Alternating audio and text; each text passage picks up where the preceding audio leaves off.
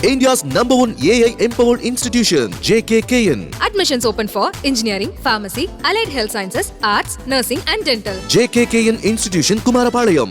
களமிறங்கிய என்எஸ்ஜி கமாண்டோக்கள் அலரும் மம்தாவின் திரிணாமுல் காங்கிரஸ் நாட்டை அதிர்ச்சிக்கு உள்ளாக்கிய சந்தேஷ் காலி சம்பவம் தொடர்பாக திரிணாமுல் காங்கிரஸ் நிர்வாகி ஷேக் ஷாஜகான் கைது செய்யப்பட்டு சிறையில் அடைக்கப்பட்டுள்ள நிலையில் அப்பகுதியில் சிபிஐ நடத்திய சோதனையில் ஏராளமான ஆயுதங்களும் வெடிமருந்துகளும் கைப்பற்றப்பட்டுள்ளது பரபரப்பை ஏற்படுத்தியுள்ளது.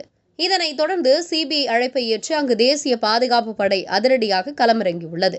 மேற்கு வங்க மாநிலம் வடக்கு 24 பர்கானாஸ் மாவட்டத்தில் உள்ள சந்தர்ப் டெல்டாவில் உள்ள சிறிய கிராமம்தான் சந்தேஷ் காலி.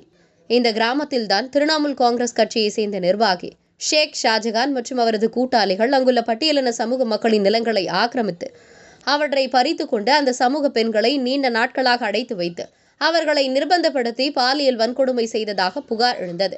ஆனால் நீண்ட நாட்களாக திரிணாமுல் அரசு நடவடிக்கை எடுக்காத காரணத்தால் கடந்த ஜனவரி மாதம் அமலாக்க இயக்குநராக குழு ஷாஜகான் தொடர்புடைய இடங்களில் சோதனை நடத்த சென்றது. அப்போது அமலாக்கத்துறை அதிகாரிகள் குழு மீது ஷாஜகான் மற்றும் அவரது ஆதரவாளர்கள் கடுமையாக தாக்குதல் நடத்தினார்கள். இதில் 3 அதிகாரிகள் காயமடைந்தனர். இந்த சம்பவத்தை தொடர்ந்து ஷாஜகான் தலைமறைவானார். ஷாஜகான் செயலால் கொந்தளித்த பெண்கள் போராட்டத்தில் இறங்கினர். இதன் உச்சகட்டமாக உள்ளூர் பெண்கள் திரண்டு பலர் துடைப்பம், கம்புகள் உள்ளிட்டவற்றை ஏந்தியபடி சந்தோஷ் காலியின் பிரதான சாலையில் சாலை மறியல் போராட்டத்தில் ஈடுபட்டனர். திரிணாமுல் அரசு நடவடிக்கை எடுக்காத காரணத்தால் கொந்தளித்த பெண்கள் ஷாஜகான் உதவியாளர் ஷிபா பிரசார் வீடு கோழிப்பண்ணைக்கு தீ வைத்தனர். போராட்டம் தீவிரமடையவே ஷாஜகான் உதவியாளர்கள் இருவரும் கைது செய்யப்பட்டனர். இப்பிரச்சனையில் பாஜக நேரடியாக போராட்ட களத்தில் இறங்கி அரசுக்கு அழுத்தம் கொடுத்தது. ஷாஜகான் உதவியாளர்கள் மீது காவல்துறை கூட்டு பாலியல் வன்கொடுமை மற்றும் கொலை முயற்சி உள்ளிட்ட குற்றச்சாட்டுகளின் அடிப்படையில் வழக்குகள் பதியப்பட்டன. எனினும் ஷாஜகானை கைது செய்ய திரிணாமுல் காங்கிரஸ் அரசு எந்த நடவடிக்கையும் எடுக்காததால் அவரை சரணடைய சொல்ல வேண்டும் என்று கொல்கத்தா நீதிமன்றம் அரசுக்கு அறிவுறுத்தியது.